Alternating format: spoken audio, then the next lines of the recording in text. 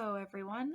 My name is Ashley Early, and I am here with Alex Pennington, and you are listening to the Aspiring Writers United podcast, where we talk about writing advice, editing tips, and coaching for publishing success.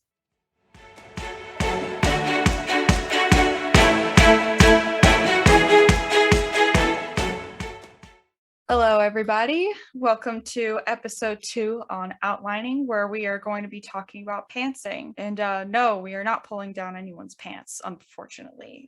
We'll just be talking about how people write by the seat of their pants. How would you define writing by the seat of your pants? Having very little outline, probably just delving right in, not even, starting with like a very small idea and just running with it, I would say, is what I used to do. Like they don't spend a lot of time evaluating like what they're going to, like the overall plot. They just sit down, they start writing about a specific character, or they have this idea of the world in their mind and they just sit down and get started. I consider this to be a superpower because I don't know how people. I've tried this. I've tried to write stories like, I'll just sit down, let the words flow, and it'll be great. And it was terrible. It was a disaster. This is what I used to do, I'm sad to say.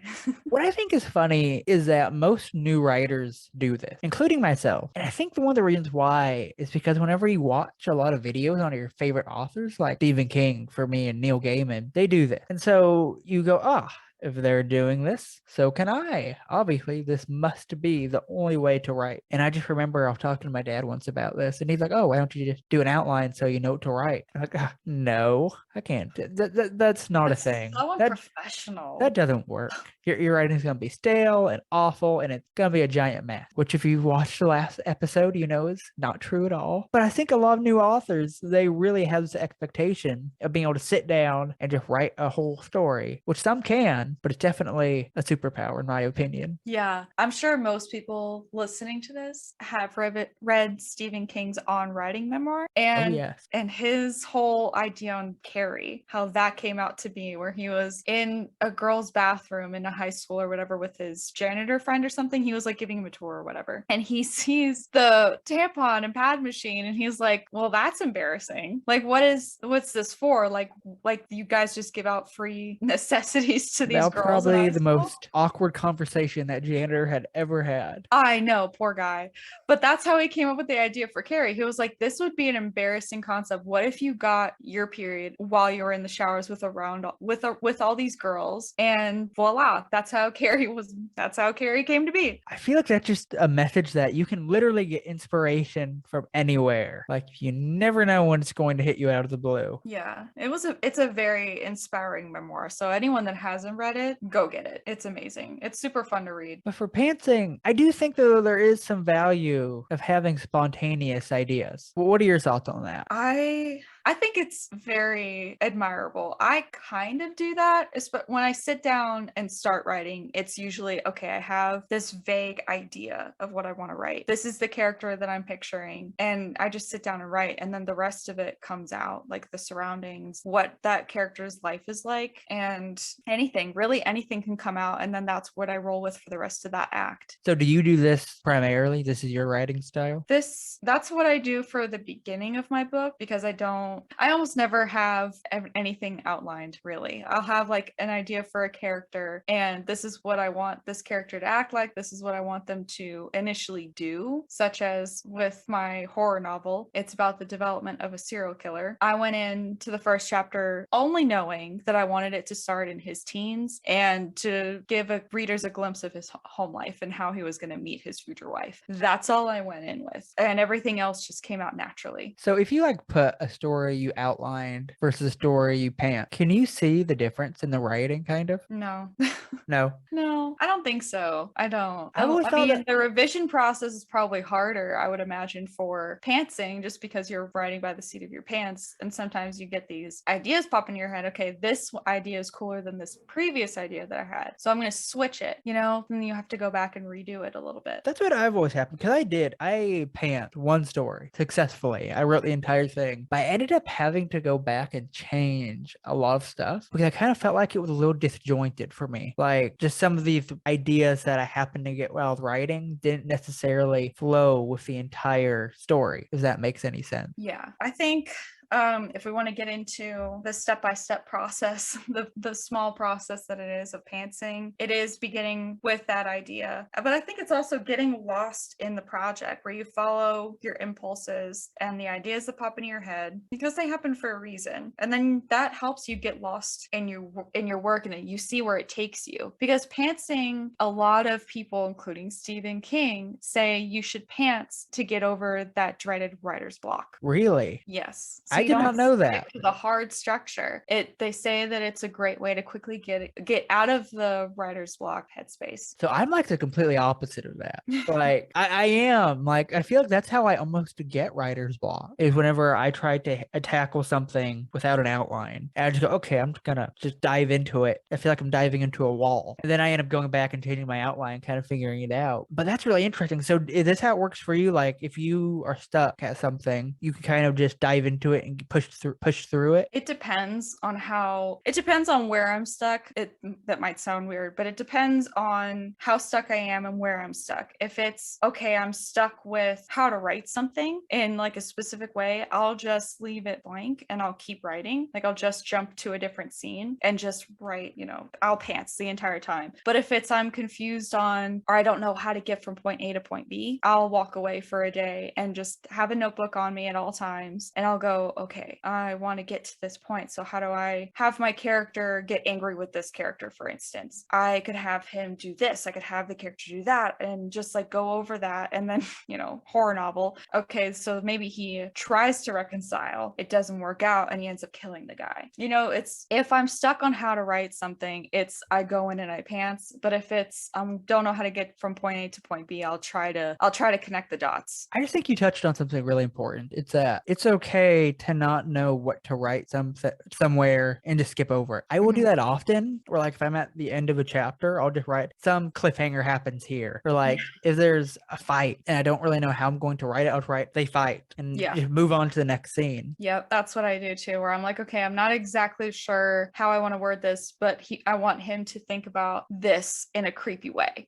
Just like something very simple. Creepy thought. They're creepy thoughts on, whatever, and move on. And it's good to give your brain a rest, because if you do, usually that perfect line that you were waiting for will just pop in your head. I really think that's something that a lot of new writers don't internalize, that it's okay to step away from your project for a bit. What I'll actually end up doing is where if I just get to a wall, or not even writer's block, but like where I write it and I go, this is okay, but it's not where I want it to be. I'll just say, okay, I'm going to take the week off and I'm going to try to write something else. And what I'll end up doing is writing a completely new story, something unrelated. I wrote one about like they were alien, but they were plant and they had metal. So it's like metal armored plant aliens, which sounds completely stupid, but I started writing an outline for this and just thinking about it too and just throwing ideas around. And what ended up happening is like, oh, wait, this connects to my other project. And I can kind of take these ideas and use them for my story. But if I had not got my head out of my other story, I might not have ever got those ideas. Yes, I love that. So if you're advising somebody, so if they're like a new writer and they're wanting to pant, what is your advice for them? I would say have a character sheet. Go ahead and fill that out, which, it's usually, okay, the name of the character, what they like to eat, what they dislike to eat, just like basic things like that people don't think about. It's not necessarily anything you have to add into the story, but it helps you as the writer know that character. And then from there, I would just think about where you want the first scene to start, and then you sit down and go.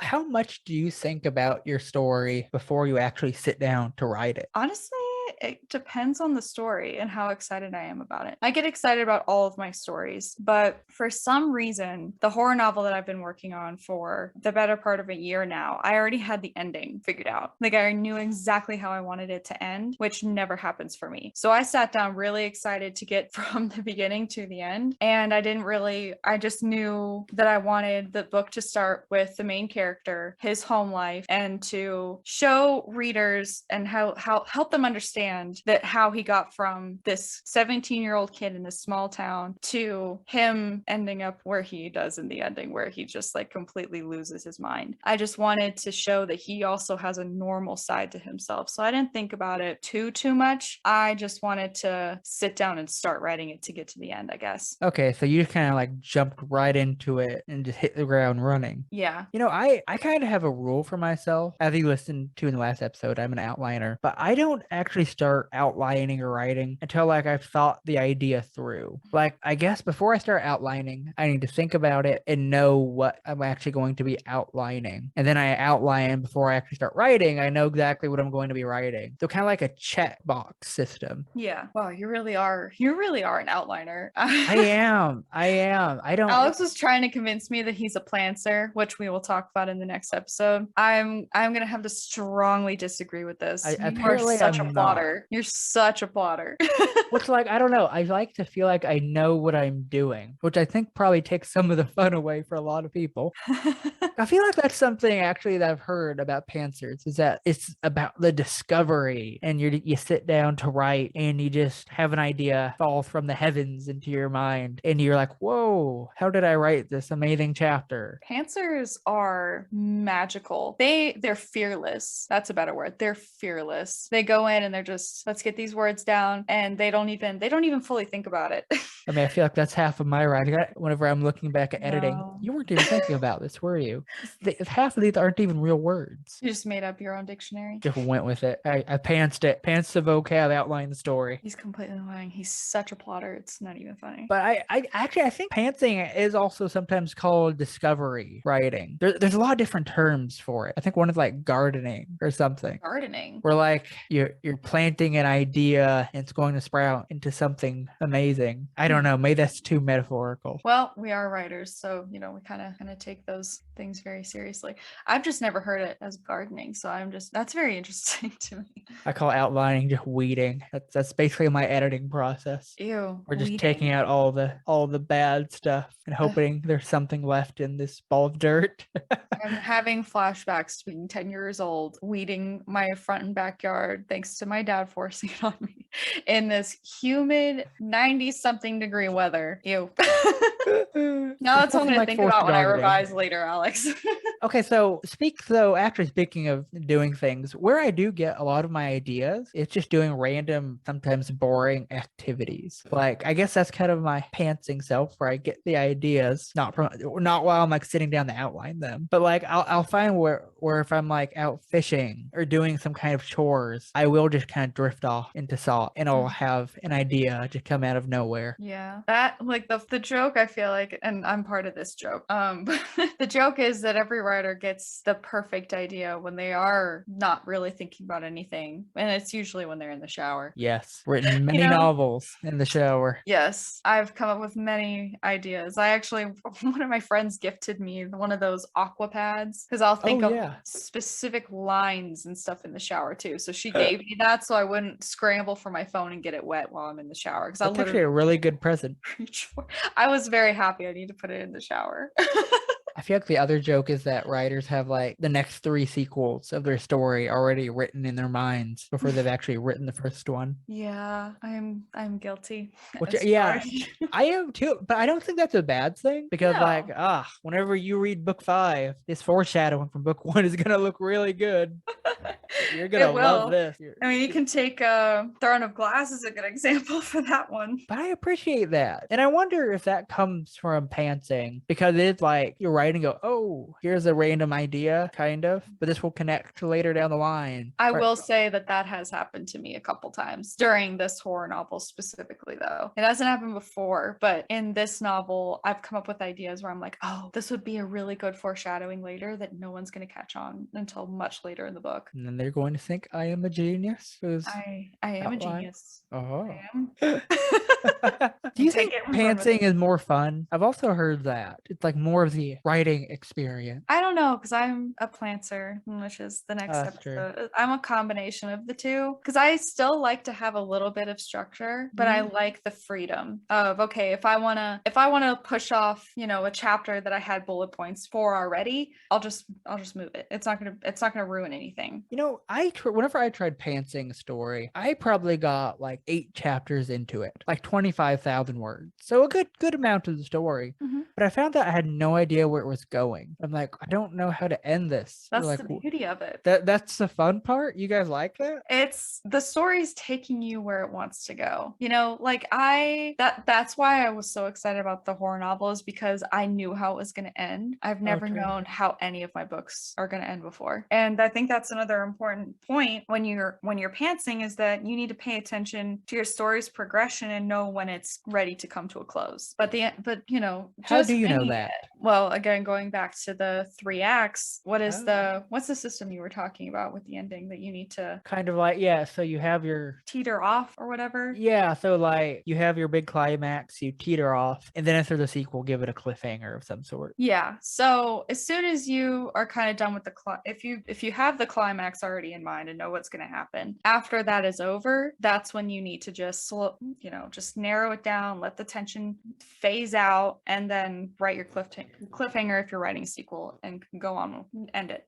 Arl Stein, the author of Goosebumps, who I love those books even to this day. One of the things he said is that he writes with a beginning, a middle, an end, and a twist. Oh. And I think that's a really smart way to go about writing your story, especially if I'm sitting down the pants, I might already be thinking about the twist at the end, which is something he did. He writes backwards, so he'll have the twist, he'll have the ending, the ending, not the real ending. But then he'll, from the beginning, kind of, okay, how can I foreshadow this twist? How can I misdirect?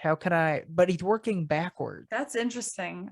Have you thought to do that? I've tried and it's really hard. I haven't been able to work backward, but actually, okay, that's not completely true. So like, let's say I have the character like going to get some new power or do something new with their abilities. I might work backwards and kind of foreshadow that, and kind of like, because I something I don't feel like readers like is whenever they get a random power up out of nowhere that helps them automatically win the battle with no repercussions. So it's like, did you actually earn this win, or did you just luck into it and MacGuffin it?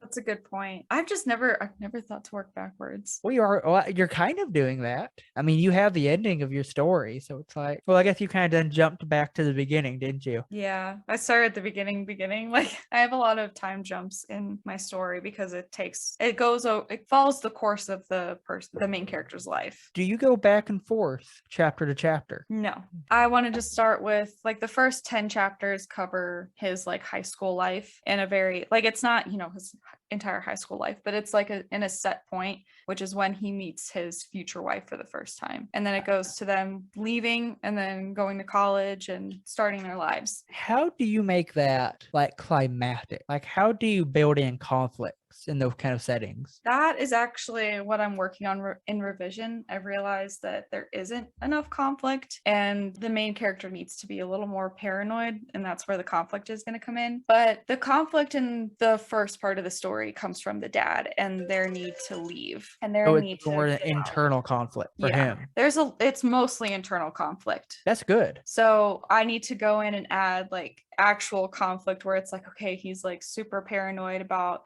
people like this specific person that he works with finding out that he's doing all this stuff, or his wife. Have you read the Hannibal Lecter books yet? Not yet. I have the first book, but I haven't read it yet because I watched the movie and it was terrible.